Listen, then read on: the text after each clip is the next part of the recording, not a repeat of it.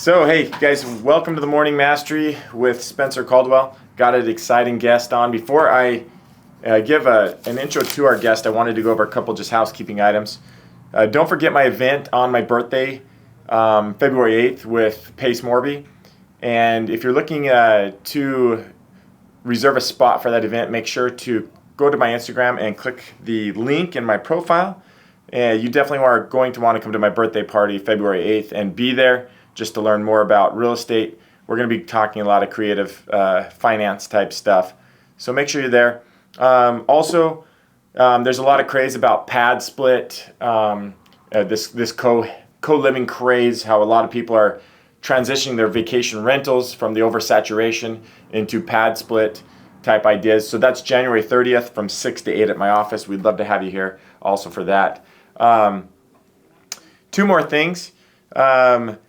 We recently got a 4.8 Google review at my restaurant, Caldwell County. Super excited for all of the staff that has worked so hard to get that 4.8. In fact, I've been peer pressured to spend thousands and thousands of dollars to buy all of them shoes if we maintain that 4.8 rating until my birthday, February 8th. So please, if you've eaten there and if you liked it and it's a 5-star thing for you because you liked the experience and the food, please go to Google, give us a 5-star. And if it's not 5-star, please let me know personally. My cell phone's everywhere. Let's discuss and see how I can make it better.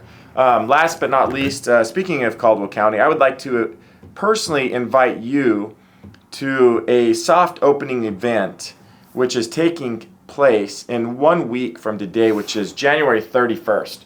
And you're the first to even know of this soft opening. I'm actually really not advertising or saying much about it, just because a soft opening is work in the systems and make sure that we're good and solid before the grand opening happens on February 16th. It's either going to be at the 15th or 16th for the grand opening. But anyways, Caldwell County, Queen Creek, soft opening is January 31st. I would love to see you there and have you try it out and just visit with you and sit down after work. So that being said, I'm going to give you an intro to my guest, a very good friend of mine that we've done business for and known each other for close to 20 years. And I'm excited that he's on the line today.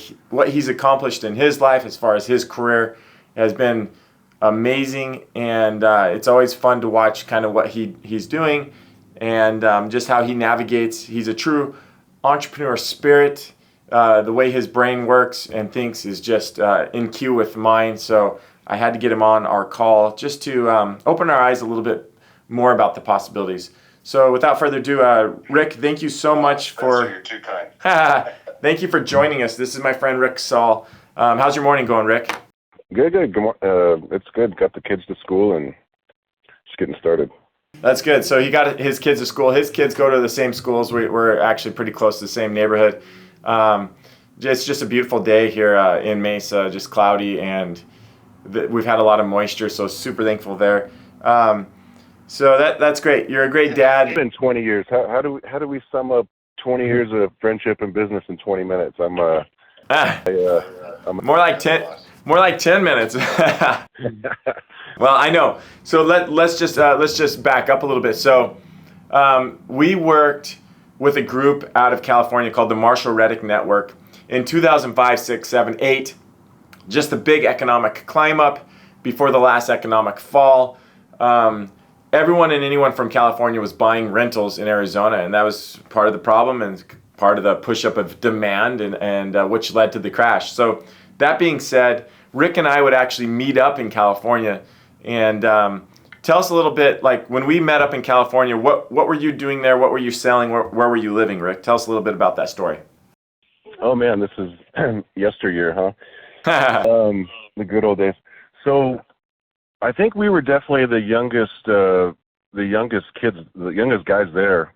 But in California, they'd have representatives from different states and different rental markets, and Arizona's had inventory and had relationships in Arizona for those that wanted to invest there. And then I was actually living in Hawaii at the time, but we were selling property throughout the Houston area. And we basically back then, Spencer, thinking about it, Yeah. we were really wholesaling 20 years ago, direct from the builders. Yeah, I would say so. Yeah. Like, explain that concept. Yeah, so we basically reserve, like in most larger subdivisions, at least back then, they'd release maybe 10% of the inventory for like a new development to investors. And we basically reserve or buy all of them and then take like 10 or 15 properties from each builder, package them up, and then go to California or do things over the phone. But a lot of times it was hands-on trips, primarily in California. Right. And yeah, just kind of reverse engineer a little bit of the cash flow and the property management in place and make it really easy for people to invest outside of places in California where it wasn't really possible to get. Man, Spencer, back then, all our inventory was like 100,000 to like 145 tops. Yeah. But yeah, that went on for like 2 or 3 years, and we'd come back with a long weekend, and there's like 50, 60 sales later, and just go back and process all the escrows and get more inventory for the next round. And but yeah, the wholesaling has gotten such a big name, but yeah, how we structured things, we were really wholesaling direct from the builder. I don't know how you guys structured it out here, but I'm pretty sure it was similar. Right. Yeah. I mean, I don't even know if we didn't even know, probably when I got into real estate, I didn't even know what wholesale was. And so that's why I'm here to teach you and talk to you and help you like understand what wholesaling is and auctions and all these other aspects of real estate. Right. So like Rick said, $100,000 to $140,000 houses in Houston, Texas, like, I'll take 1,000, right? So those prices are just absolutely amazing. That being said, I'm still buying in Pinal County under 200,000 rentals, and so prices are still good 20 years later. It just shows you like everyone thinks they get timed out or seasoned out in real estate to make a good investment and grab a good rental, but it's just not the case. I'm sitting here 20 years later still buying rentals and feeling like I'm getting a good price, even though it's 20 years later, right? So there's some good deals down in Pinal County that I'd say there's more down there than a lot of other places, but right. So I don't know if you guys heard this. So let me just recap this again. Rick is living in Hawaii, okay, working with a group out of California and flying to California to sell houses to this group and selling houses in Texas. So to me, it's just, that's thinking big, that's doing big things, and that's just opening up our eyes a little bit. Like, I personally get in, like, just my daily habits of, like, hey, wake up at this time, go to bed at this time, make sure the kids are here at this time, make sure I'm working at this time, make sure I'm at my desk this time. And so you just kind of get in this hamster wheel that's just going round and round and round. And listen, systems and habits are really, really good, but sometimes they also are the biggest downfall that we have because we get so busy in our own little world that our eyes are just squinted and they're not opening up. Like, we need to think bigger and open up our eyes and like think of the possibilities. And so what Rick was doing was thinking big and doing big things. Living in Hawaii, flying to California, selling houses out of Texas. Okay, listen, so this is just a lesson to me and a renewal of effort for me, myself, to be like, hey, Spencer, stop thinking small. Let's think bigger and like, how can we do bigger things like with what I'm currently doing? And so I've got a couple, I started pondering this last night when I asked Rick, and like I kind of like went into sleep with this, and my first thoughts waking up in the morning were about like, what's my next step to think bigger and do bigger things, like with the current systems that I have, and to get out of this hamster wheel. Rick, do you ever feel like that? Like you're kind of just like stuck in this hamster wheel of just your current systems and processes? Yeah, you can get kind of blindsided by that with kind of tunnel vision, but I'd say, those being consistent and having a lot of those things it's super important, but you need to be able to pick your head up and kind of look around, because there is opportunity absolutely everywhere. It's there's what we were doing back then. Right now, there's people that are living here or living here, and they're selling rental property in Alabama, or even I know people doing it in Mexico. So there's just opportunity absolutely everywhere.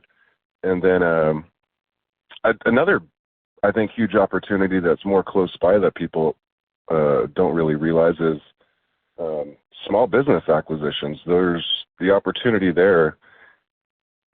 A lot of people don't really think about it or focus on it, but there's so many businesses that somebody's retiring. They're going through the same life stuff that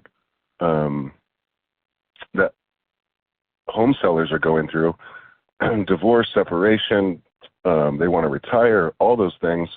And there's not a lot of people that are in a position to buy it. So a lot of times those are creative acquisitions as well. Right. Yeah, opportunities everywhere. It can be far, but a lot of it's right under your nose.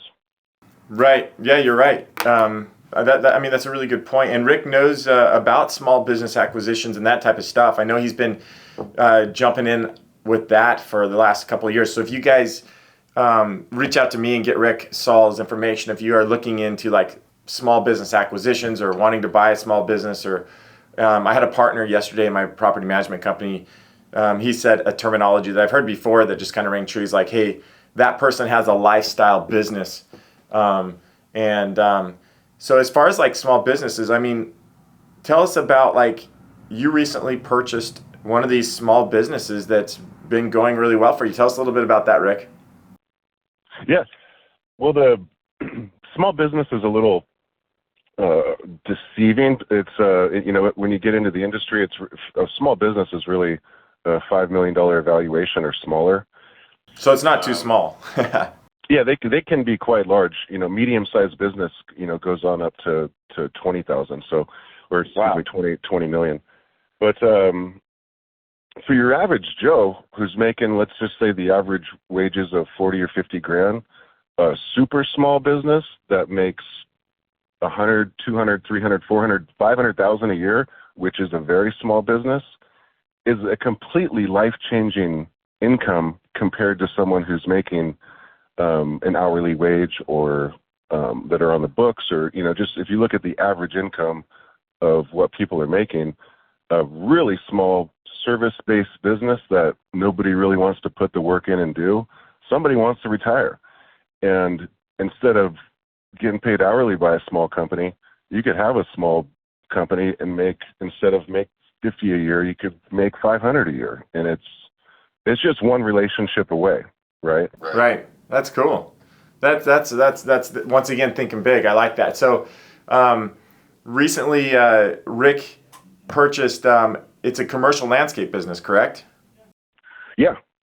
That's Commercial cool. landscaping company. It was all seller finance. Wow. And man, we pretty much only do really large scale apartments. So the property managers we work with are like Graystar or Mike Taylor, like 400, 500, 600 unit apartment buildings. And that's just our niche. And there's, a lot of people don't think landscaping, but it's not easy, but, there's a lot of people doing it, but there's a lot of, with the trees and irrigation and some of the commercial demo removal, this is real street level stuff that anybody can do, but not a lot of people do it real good. And I really hit it off with the employees that were with the company and was able to take over. And yeah, we're off to a good start. We've tripled the accounts and income in the last year or so. So it started with a really small purchase, but we've tripled just about. So it's That's great. Congratulations. That's really cool.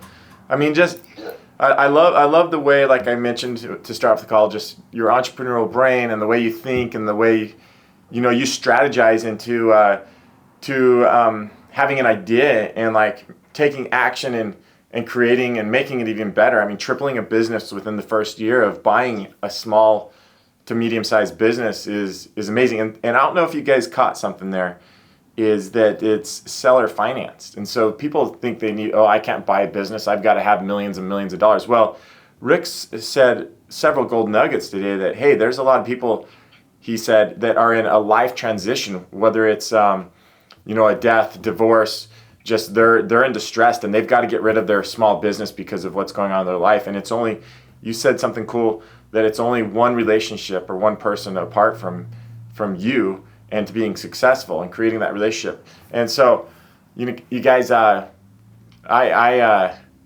I'm just, my mind's blown here as far as just like thinking bigger and wanting to do bigger, better stuff. And Rick, thank you for igniting that in me this morning and just and accepting to spend 15 minutes with me this morning. I really appreciate you. We're gonna wind up. Is there anything else that you wanted to add to the call or that's on your mind before we head out? Oh man, I'll sit here and talk 3 hours with you if we had time. But no, man, I really appreciate having me on. You really inspire me. I moved out here because of you, and a lot of people I've met and worked with have been through you. So what you've been able to create is nothing short of amazing, and keep it going, man. We'll watch it. Thank you, Rick. I appreciate it. I hang out with people like Rick that make me feel good. You guys make sure you get some of those feel-good friends. Thank you so much, guys. You guys have a great Wednesday. It's the middle of the week. Go make something happen. Be successful and just be happy. So, Rick, have a beautiful day. Thanks for chatting with me a little bit this morning. I appreciate you. You too. Thanks, Spence. Okay, we'll see you. Bye.